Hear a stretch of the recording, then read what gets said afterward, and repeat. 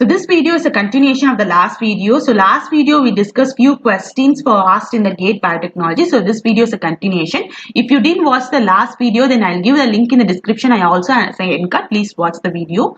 And next this video will continue.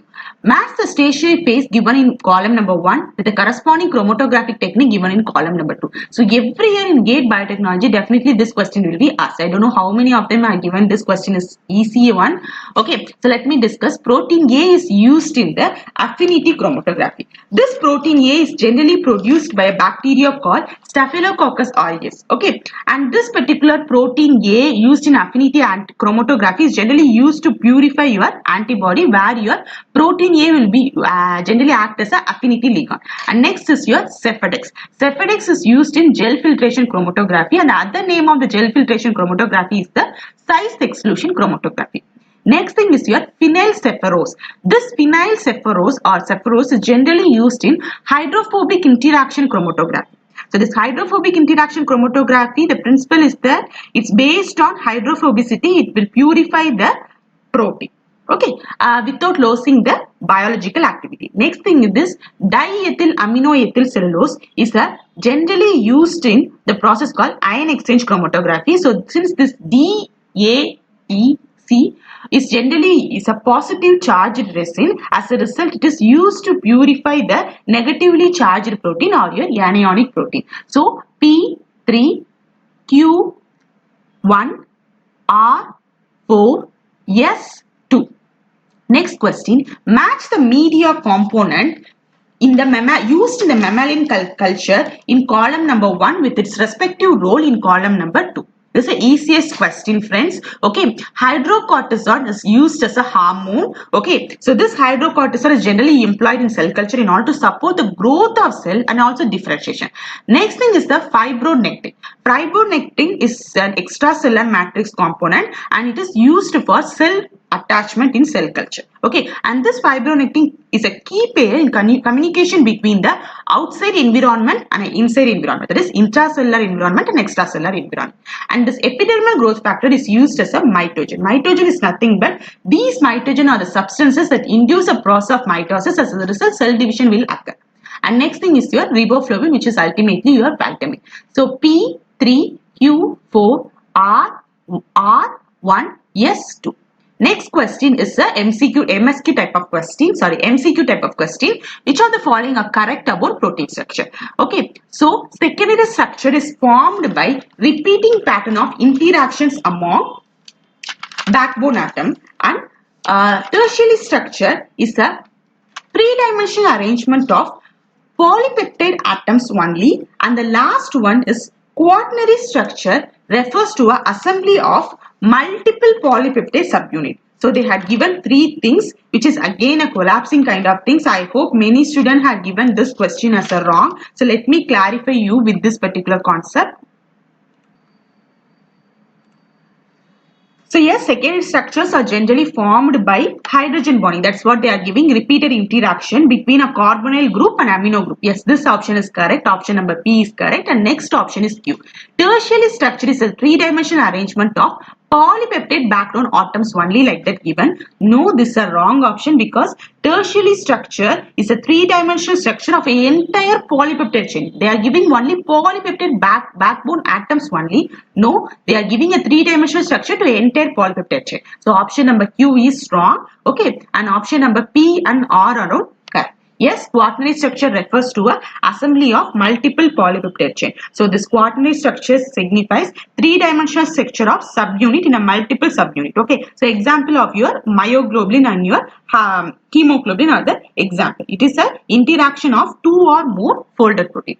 Next is the easiest question, is the MSQ type of question, that is multiple select question. Here only the IIT Kharagpur or those who designed this question kept the check mark. Emerging viruses such as SARS-CoV-2 causes epidemics. Which of the following processes contribute to the rise of such virus? Spread of virus in new host population, replication of virus outside a host. This is a completely wrong option because if you take a virus, so virus or if you studied in your in your 10th standard or even 6th standard book, first thing is that viruses are intracellular obligate parasites. What does it mean? These viruses cannot replicate outside the host. So option number B or this particular option is wrong. Next, mutation of existing virus. Yes, this might be correct. Jumping of existing virus from current host to new host. Yes, this is also a correct option, because if you take epidemics, yes, jumping of one virus from one host to new host, that's the reason why the government of India has asked social distancing and all. So spread of virus in a new location, mutation of existing virus, and jumping of existing virus from a new host. All the three options are correct. Okay. So option number B are all wrong, or else sometimes if two options are correct, because I'm having this particular thing as a doubt, spread of virus in a new host population is again a wrong thing. But even though many animal has been reported with the COVID viruses and also option number spread of virus in new host population, mutation of existing virus, jumping of existing virus from current to new host is also a right thing. So the next question is that terpenoids are made up of dash unit. This is the easiest question. Terpenoids are made up of isoterpene units, and based on the unit count, that is isoprene unit counts, it is classified into various things like they are composed of 2, 3, 4 or 6 isoprene units, and these are called as monoterpene, sesquiterpene, diterpene and triterpene. Like that, they are classified into that circumstances. Okay. So the next thing is that this is again, if many people in binomial nomenclature, name of the bacterial strain is written with the first letter of dash word or words being capitalized. Okay. So I don't know what's the correct answer. If you know, better discuss in the comment section, because many students are telling us first words being capital. It is again a collapsing kind of question. And next, enzymes involved in ubiquitination of cell cycle protein are your enzyme E1, E2 and E3. These three enzymes are involved in ubiquitination of cell cycle protein. Even though you didn't study the mechanism of this ubiquitination in cell cycle protein, at least you should know what are the enzymes involved. If you take E1, it is a ubiquitin activating protein. So it will activate a ubiquitin molecule, and this E2 is a ubiquitin conjugating enzyme. This will conjugate the activating ubiquitin. And last E3 is the ubiquitin ligases, which will ligate by forming a isoprene unit. So option number C, that is E1, E2, E3 are the correct option. Next option is that maximum parsimony method is used to construct a phylogenetic tree for a set of sequences. Which of the following statement about the method is correct? Okay, so only one option should be correct since it's the MCQ type of question. Okay, so maximum parsimony, if you know other name of this maximum parsimony, then you can give a correct option. Maximum parsimony method is also called as minimum evolutionary method. Okay, so it predicts the tree that minimizes the steps required to generate observed variation. So this maximum parsimony method, it predicts the evolutionary tree that minimizes the number of steps that are required to generate the observed variation in a sequence of common ancestors. So the correct option is that it predicts the tree that minimizes the step to generate the observed variation. And the next thing is that among individual in human population, minor variation exists in nucleotide sequence of chromosome. Okay, these variation can lead to a gain of a site or a loss of a site of a specific restriction enzyme. And they are asking which of the following technique is used to identify or analyze such variation, like that they are asking.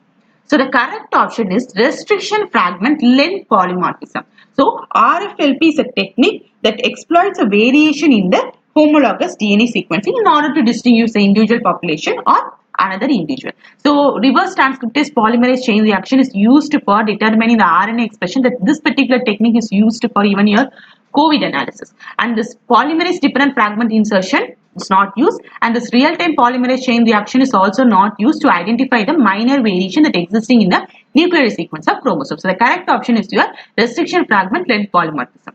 So the next option is the this particular thing. So better leave this particular thing. It is completely collapsing. So I need to analyze the concept only, then I can answer. If you know the correct option, then please do tell me in the comment section so that I can many students will get benefited. The recognition sequence of 4 type 2 restriction enzymes is given below. The symbol downward arrow mark indicates a cleavage site. Identify the restriction enzyme that generate a sticky. This is the easiest question.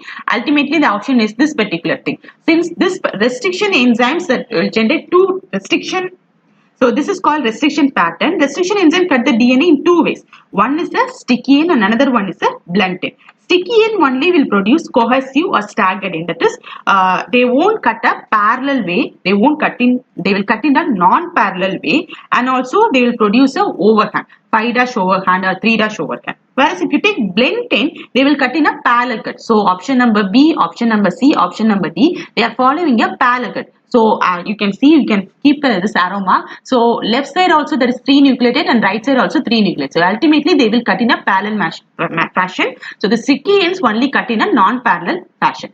Introduction of foreign gene into plant cell can be carried out using which method? So this is a MSQ type of question and it's the easiest question, even though those students who didn't even start your preparation for GATE Biotechnology 2022 can give a correct option. So the correct option is gene gun, calcium, gene gun, agrobacterium mediated transmission and electroporation. So since they are asking of a plant cells, this calcium chloride mediated plasmid uptake is used to introduction of foreign gene into bacterial cell, which is ultimately used in a process of bacterial transformation. Next thing is also a MSQ type of question, MSQ type of question, multiple select question. So this question either involves 2 or more than 2 option correct. So which of the following statement regarding trafficking in eukaryotic cell is correct? Dynamine is involved in cytoskeleton molecule. Yes, this dynamine is a protein which is involved in cytoskeleton molecule, and also this dynamine will bind to this guanine triphosphate and it's also involved in vesicle binding. So option number A and option number D are involved, and another option is that this dynein will bind to ATP and it won't bind to GTP. So this option is completely wrong. That is, dynein won't bind to GTP, it will bind to ATP and it involved in movement of organelle across microtubule. So option number A, option number B and option number D are the correct option. Which of the following statement about reversible enzyme transmission is correct? Inhibitor is correct. So this is a MCQ type of question. Uncompetitive inhibitor bind only to an enzyme substrate complex. Yes, these uncompetitive inhibitor binds to a ES complex, and non-competitive inhibitor bind only at a different site from a substrate. Yes, these non-competitive inhibitor won't bind to a site of substrate, it will bind to some other site, and this competitive inhibitor bind to a same site as a substrate. Okay, so all the 3 options are correct. So P, Q, R are correct option. Okay, so this is what the answer key that I had analyzed. So in the upcoming answer key, definitely I'll analyze for some problematic sums that has been asked in this particular question paper. Since this problematic sums, if you are MSc Biotechnology, then it's very hard. So I need to take some other time, give me some other time so that I can find out answer key somewhere, or else I can analyze them. If possible, I'll update you part 3 of this GATE Biotechnology answer key in upcoming video. So thank you friends, thanks for watching this video. If you found any of this particular question is wrong, then please tell me in the comment section so that we can look through what are the questions that we can challenge them, so that many students will get benefited by challenging. Okay, and if you find this video is useful, then please don't forget to click the subscription button. Thank you friends, thanks for watching this video.